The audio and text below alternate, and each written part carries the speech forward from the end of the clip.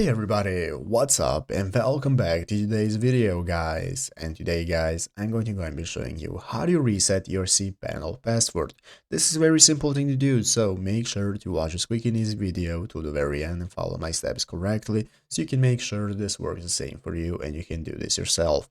But yeah guys, let's get straight into it. So the first thing you want to do is to go ahead and open up the official cPanel website right here, cpanel.net if you have not already. And after opening it up, you'll be greeted by this main page right here, where in the upper right corner you can get started logging into your account. So what you want to do is go ahead and manage your account. From here you can register or log in if you haven't already. And once you log in, you'll be able to access your dashboard of cPanel right here. This is what you're going to be able to see, and this is your main menu where you can take a look at the file manager, databases, and everything you need. So let's go and take a look at how we can reset our password.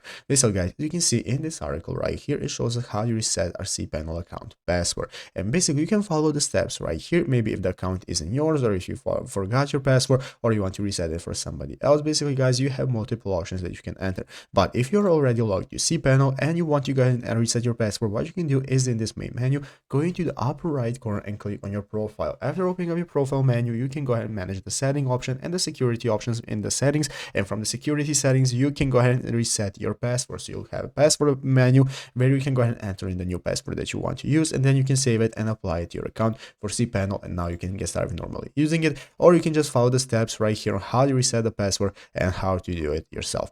But yeah guys, basically that is how to do it. So I hope this video was helpful. If it was, make sure to leave a like, subscribe to the channel. So guys, thanks for watching, take care, and bye.